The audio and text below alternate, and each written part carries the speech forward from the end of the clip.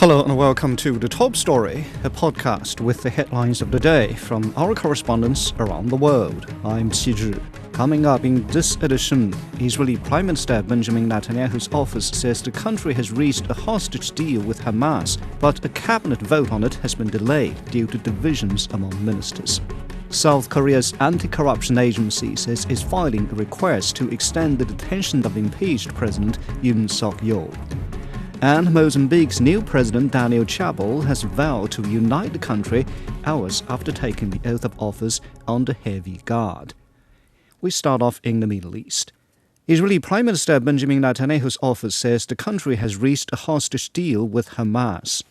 Netanyahu has ordered his political security cabinet to convene on Friday. His office says approval of the deal is imminent after divisions among ministers forced postponement of the vote on Thursday. Meanwhile, the Palestinian Civil Defense says Israeli attacks on Gaza killed 86 more Palestinians following the announcement of the Israel-Hamas ceasefire agreement, which takes effect on Sunday. The Israeli army says its air force targeted about 50 sites across the Strip, mainly Hamas military infrastructure. Egypt, Qatar and the US announced on Wednesday that the two sides reached a deal for a prisoner and hostage exchange, along with a return to sustainable calm. The three countries been mediating between the two sides to bring an end to the conflict in Gaza. As Rami Amagara reports, there are mixed feelings of fear and hope among Palestinians in the Strip. The people here are just having a mixed feeling of fear and hope. Fear that more deaths will happen in the upcoming hours until the truce announcement comes into effect by Sunday, and the hope that they will be relieved following 15 months of Israeli war on the Gaza Strip that has been reportedly devastating at all levels of life, at all levels and all aspects of Palestinians' lives in the territory. The Palestinians are fearing more deaths will happen in the upcoming hours, and this is actually a norm by the Israeli army. And every time there is a war on the Gaza Strip in the past many years, hours before the ceasefire takes into effect, the Israeli army used to intensify its actions, its military operations across the Gaza Strip. More killings occur, more injuries, more casualties, more bombardment in the territory hours before the announcement takes into effect. That's the situation on the ground for the time being in the Gaza Strip, and the people are just looking forward to rejoicing with their lives starting from Sunday, and particularly getting more aid into Gaza. And it is said that 600 truckloads of aid will start entering the Gaza Strip, which would mean a big relief for the Palestinians in the territory who have been bearing the brunt of this war, particularly the starvation, deprivation, and poverty that all have ripped through the Palestinian community over the past period of time of an Israeli war on the Gaza Strip that Israel has always stated, claimed it is against the Islamist Hamas party. That was Rami Amagara reporting from Gaza. Elsewhere in Asia, South Korea's anti-corruption agency says it's filing a request to extend the detention of impeached President Yoon Suk-yeol. Yoon has been recalled for questioning as the deadline on his detention nears. A court has rejected his request for release. His counsel claims that the Corruption Investigation Office for high-ranking officials has no jurisdiction over Yoon's case. Yoon became the first sitting South Korean president to be arrested over a month after his martial law declaration. Jack Barton reports from Seoul. Well, it's day 3 of questioning for President Yoon Suk-yeol after being arrested by the Corruption Investigation Office for high-ranking officials, more commonly known as the CIO, but he didn't cooperate at all on the second day. The first day he faced 10 hours of grilling and said nothing other than a brief statement at the start to say, I will remain silent. So yesterday he refused to leave the detention center where he is being held when not being questioned, citing bad health. And as we understand it, that's exactly what he's done as well today. He cited poor health and refuses to undergo questioning. He'd been hoping, or his lawyers as well, they put in a request at the Seoul Central Court to overturn the arrest warrant. The Seoul Central Court has now rejected that request.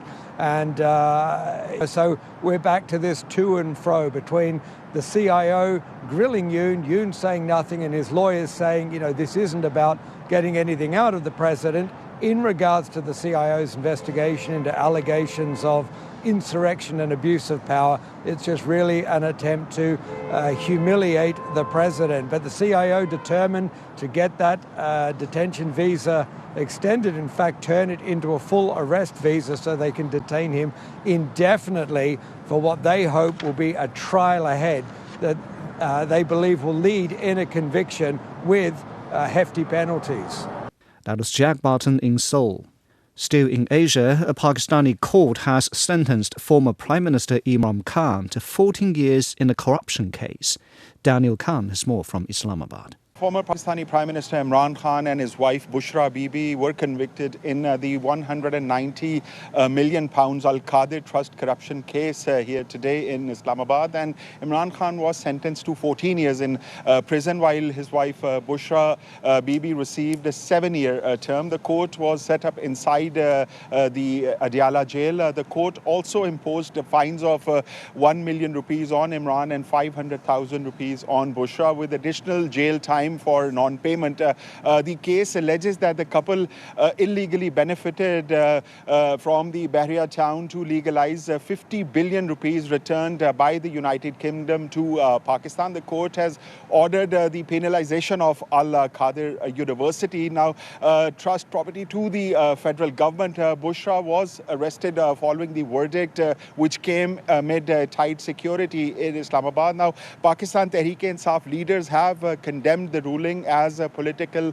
victimization and have said they will challenge it. Meanwhile, Imran has denied making any deal for his release and has called the case completely baseless. PTI supporters are now planning protests across the country, while party leaders have criticized the judiciary and have accused authorities of targeting Imran Khan with ignoring the corruption cases of other leaders.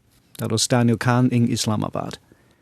In China, officials in Xizang say disaster relief is running smoothly in a southwestern Chinese autonomous region, also known as Tibet, after last week's deadly 6.8 magnitude earthquake. Xin Ruinan reports. Relief operations are moving swiftly in southwest China's Xizang Autonomous Region, where a devastating earthquake struck on January the 8th. At the Supply Transfer Center in Dingri County, disaster relief materials have been arriving steadily from across the country. 4 transfer centers near the disaster area are working to distribute essential items efficiently. To address the high altitude and low temperatures in the quake-hit areas, we have urgently delivered relief supplies such as tents, bedding, and heating equipment, including 9,525 stoves and over 40,000 electric blankets. More than 759 tons of fuel and nearly 260,000 quilts and blankets have been distributed. We've also provided 18,000 cotton garments and 560 tons of grain and oil reserves. So far, 5,152 portable houses have been installed, with thousands more en route to ensure residents have safe shelter. With the Spring Festival approaching, local officials are working tirelessly to ensure displaced residents have safe and warm shelters in time for the holiday. The focus has now shifted from temporary resettlement to transitional housing, offering families a chance to rebuild stability and share the spirit of reunion during this important season. We are racing against time to complete all necessary portable housing before the Spring Festival. Despite challenges like cold temperatures, high altitude and strong winds, teams are working tirelessly to ensure every displaced resident has a safe and warm place to stay. Local authorities are focused on documenting property losses and addressing potential secondary risks, such as landslides and water safety concerns. Signs of recovery are slowly emerging in Dingri County, the epicenter of the earthquake. The first food delivery since the disaster has been completed, offering a glimmer of hope to residents. At resettlement sites, hot meals are being served daily to those displaced. Soldiers working alongside local elders are preparing traditional dishes, bringing warmth and a sense of community to those in need. That was Xing Ruinan on the disaster relieving earthquake-hit Xizang. On to Africa, Mozambique's new president, Daniel Chapo, has vowed to unite the country hours after taking the oath of office under heavy guard. The 48-year-old's inauguration follows weeks of deadly protests over disputed election results. Sharon Baranga has more details. Violence flared up across Mozambique in early October, following an announcement that the candidate of the long-time ruling Frelimo party had won a presidential election by a significant majority. Straight away, the opposition cried foul, claiming the poll had been rigged in favor of Daniel Chapo. The opposition leader Venancio Mondlane, who alleged he was the rightful winner, told his supporters to get on the streets to protest. For weeks, their demonstrations were met with often deadly force by the police. A local civil society monitoring group says more than 300 people have been killed in clashes since the October vote. Despite the protestations, late last month, a constitutional council decreed that Chapo had in fact won, and that his inauguration will be on January 15th. In his first address as president, Chapo called for national unity, saying he will ensure social and political stability are his government's top priority. Mozambique's future is in our hands. Today more than ever, we need unity, courage and determination. It won't be an easy journey, but we have to have full confidence in the strength of the Mozambican people, of our national unity, which is the secret of our success. The post-election protests amount to the largest against the Frelimo party in Mozambique's history and have affected foreign businesses operating in the resource-rich southern African country of 35 million people. Reports say they have also disrupted cross-border trade and forced some people to flee to neighboring countries. The Frelimo party has ruled Mozambique since the end of the war against Portuguese colonial rule in 1975, clinging on throughout a 15-year civil war that killed 1 million people before a 1992 truce. That was Sharon Baranga in Mozambique. And finally, in North America, strong winds have subsided in Los Angeles, giving firefighters a much-needed break. But officials have asked most of the evacuees to stay away from their homes for at least another week for toxic waste removal. Hendrik Sabrandi has more from Santa Monica.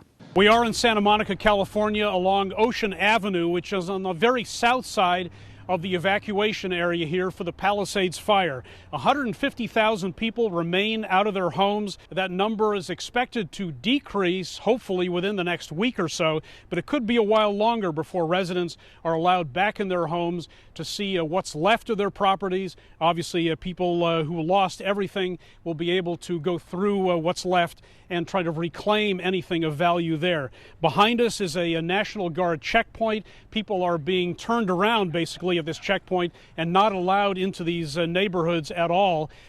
Power and water has yet to be restored in a lot of these places. A lot of work is still being done by crews to account for and possibly get rid of toxic chemicals that remain in those areas. Search and recovery efforts are going on, and debris removal is another big issue. So at this point, fire officials in the LA area do not believe that these neighborhoods are livable at this point. That's why everybody is being turned around here. There's hope that that will change over the next week or so, as I said, as weather conditions improve. This Thursday is a much better day from a weather standpoint than we've had prior to now. Winds are lighter. We only have a gentle breeze here along the ocean. Winds are considerably reduced at higher elevations. In the mountains, that's where the real problems have been, where the real dry vegetation is. That's been a source, obviously, of a lot of the dangerous fire activity. A marine layer is set to come onshore from the Pacific Ocean to really cool things off, bring humidity levels up, give firefighters a better shot at getting more containment on these blazes. The containment levels as of midday on Thursday, 22% for the Palisades fire, 55% for the Eaton fire in Altadena, which is about 45 minutes northeast of us here. Those two fires account for the 25 deaths that have been reported so far and a majority of the destruction and the lost structures. So lots of work still to be done. Weather is improving. Officials are very worried about a resurgence of the red flag warning and the high winds early next week. So as much work as they can do to kind of tame the hot spots in these two fire areas, they'll be in a much better shape to tackle any kind of new challenges that come their way next week. That was Hendrik Sabrandi reporting. Now, recapping the headlines before we go, Israeli Prime Minister Benjamin Netanyahu's office says the country has reached a hostage deal with Hamas, but a cabinet vote on it has been delayed due to divisions among ministers. South Korea's anti-corruption agency says it's filing a request to extend the detention of impeached President Yoon Suk-yeol. And Mozambique's new president, Daniel Chappell, has vowed to reunite the country hours after taking the oath of office under heavy guard. That's it for this edition of The Top Story, a podcast that brings you world headlines every weekday. For more news in politics, business, sports and culture, you can subscribe to the Beijing Hour, our one-hour podcast news magazine program. We welcome and appreciate all ratings and reviews. I'm Xi Zhi. Thank you for listening.